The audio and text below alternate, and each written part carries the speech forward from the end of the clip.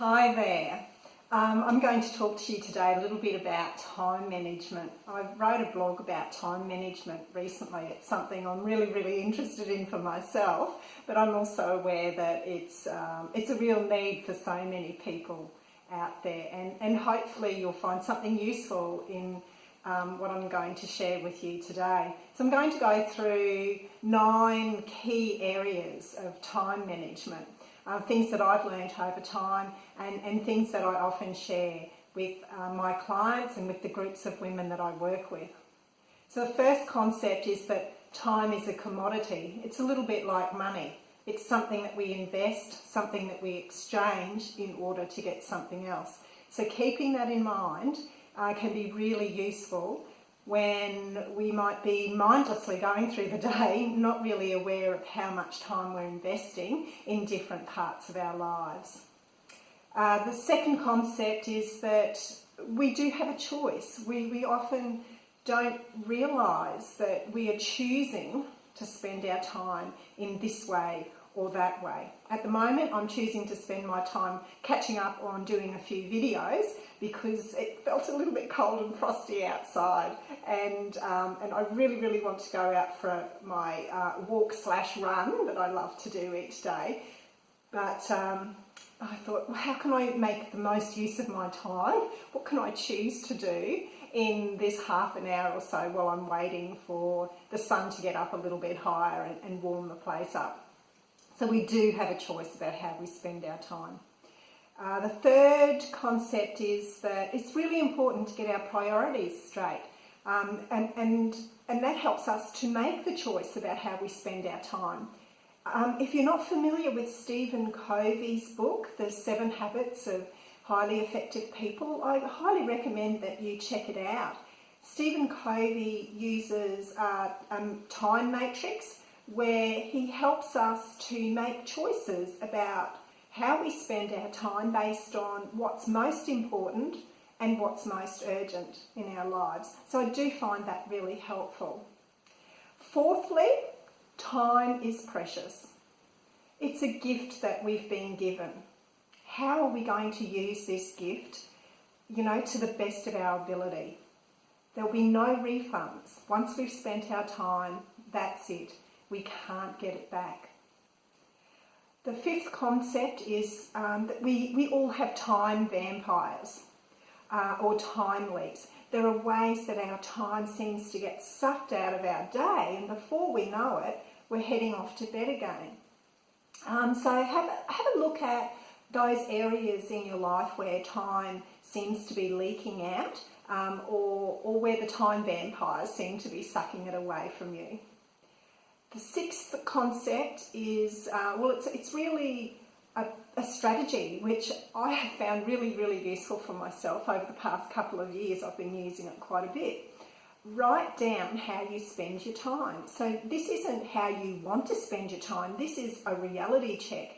So, as you complete a task or you finish doing something, write it down and write down how long that's taken you to do it.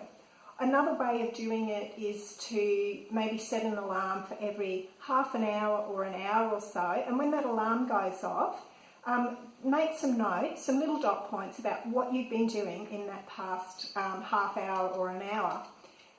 It's really surprising how our time can slip away without us even realising it when we're not very productive. So keeping a record of how we spend our time helps us to be more accountable to how we're actually investing our time, but it also helps us to find those time leaks or those time vampires. Number 7, ask yourself, what am I doing now? Now this is a question which helps us to be more self-aware, more mindful of what we're doing, and once again where those time leaks might be. Number 8, there are no excuses. We can blame the universe, we can blame other people, we can blame our jobs, we can blame lots of things for why we don't have enough time. You can't really do a whole lot about a lot of those things that you blame for wasting your time.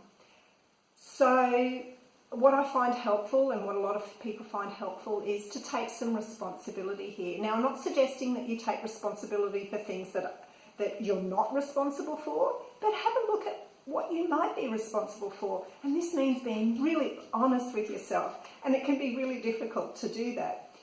But really having a look at, okay, in this situation, what is one thing that I do have control over, that I can change? And maybe it's about my attitude or a simple action that I can do differently or a priority I can set differently. And number 9, avoiding distractions. So first of all, you have to know that you're distracted before you can manage that distraction. You can use things like timers, set a time on your phone, your computer, on a clock. You know, a lot of us don't use actual clocks anymore, but alarm clocks. Set an alarm to go off after, an hour or so. So we know that we've got an hour to get this task done. We can make it into a game, like beat the clock. How much can you get done in half an hour, or an hour, or a half a day? And another idea is to switch off from the internet, switch off the TV, switch off your phone, whatever it takes, those things that tend to distract us, we can switch off from them. We can hang maybe a do not disturb sign on our door, for example.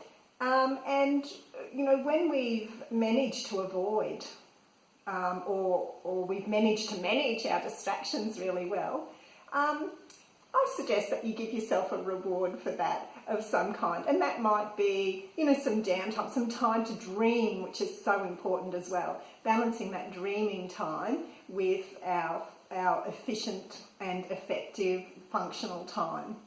So there you have it, some time management concepts. Time is a commodity, invest it wisely.